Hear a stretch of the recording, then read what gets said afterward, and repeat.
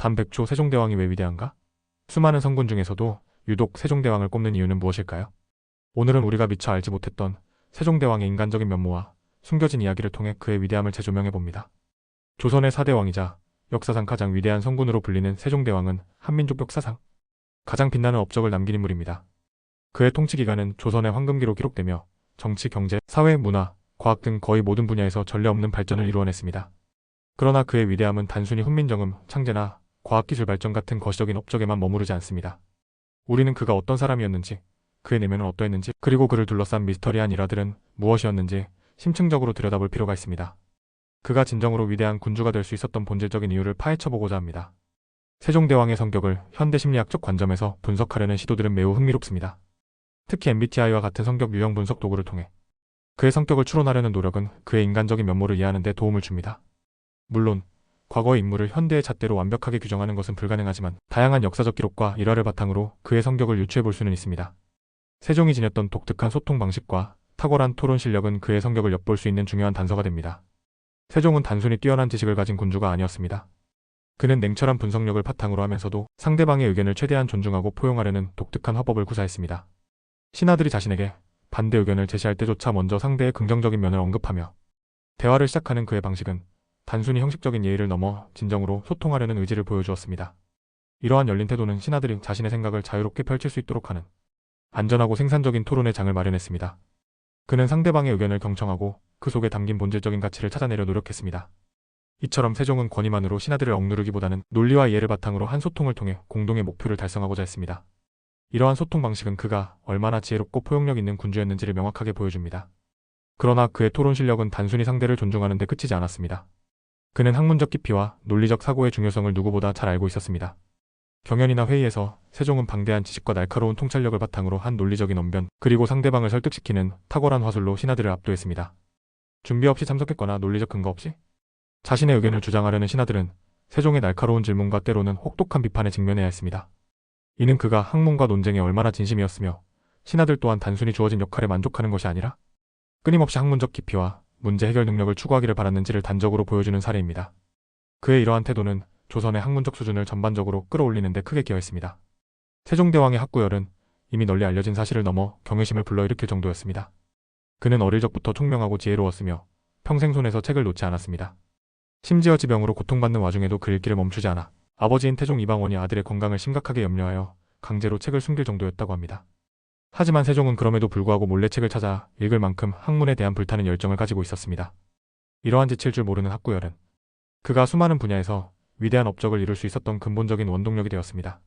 국방, 농업, 교육, 수학, 과학, 음악, 의학 등 그의 손길이 닿지 않은 분야가 없을 정도였으니 그가 얼마나 탐구적이고 지적인 군주였는지 짐작할 수 있습니다. 그는 단순히 지식을 습득하는 것을 넘어 그 지식을 백성의 삶에 실질적인 도움을 주는 방향으로 응용하려 노력했습니다. 이는 훈민정음 창제와 같은 백성을 위한 혁신적인 발명으로 이어졌습니다. 하지만 세종대왕의 삶에도 화려한 업적, 이면에 감춰진 알려지지 않은 미스터리와 개인적인 어려움들이 존재했습니다. 특히 그의 며느리 복은 유독 없었다는 기록은 왕실의 평화를 갈망했던 그의 인간적인 고뇌를 엿볼 수 있게 합니다. 첫째 아들인 세자, 즉 훗날의 문종의 3명의 세자빈 모두 순탄치 못한 삶을 살았기에 세종의 마음고생이 심했을 것으로 추측됩니다. 첫 번째 세자빈 휘빈 김씨는 세자의 사랑을 얻기 위해 궁중에서 주술적인 행위를 하다 발각되어 폐위되는 비극을 맞았습니다. 이는 왕실의 권위를 크게 훼손하고 세자의 입지를 위태롭게 할 수 있는 사건이었습니다. 두 번째 세자빈 순빈봉 씨는 술을 즐기고 성격이 난폭했으며 급기야 궁녀들을 폭행하고 동성애 사건까지 일으켜 폐위되었습니다.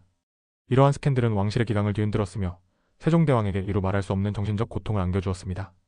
세 번째 세자빈 권 씨는 다행히 문종과의 사이에서 새손을 낳았으나 출산 후 얼마 지나지 않아 산후 후유증으로 사망하며 세종에게 또 한 번 큰 슬픔을 안겨주었습니다. 어렵게 얻은 새손의 어머니를 잃은 슬픔과 후사를 안정적으로 이어가야 한다는 부담감이 세종을 짓눌렀을 것입니다. 세종대왕은 아들들의 혼사에도 직접 관여하며 때로는 매우 냉정한 결정을 내리기도 했습니다. 이는 왕실의 안정과 후사 보존이라는 대의를 위한 그의 어쩔 수 없는 선택이었을 것입니다. 그는 왕자들의 부인 중 몸이 약하다거나 정신적으로 온전치 못하다는 이유로 직접 이혼시킨 며느리가 2명이나 있습니다. 이명대군의 첫 부인 남씨는 혼인한 지 얼마 되지 않아 정신이 온전치 못하다는 이유로 폐출되었고 영흥대군의 첫 부인 송씨는 병이 있다는 이유로 쫓겨났습니다.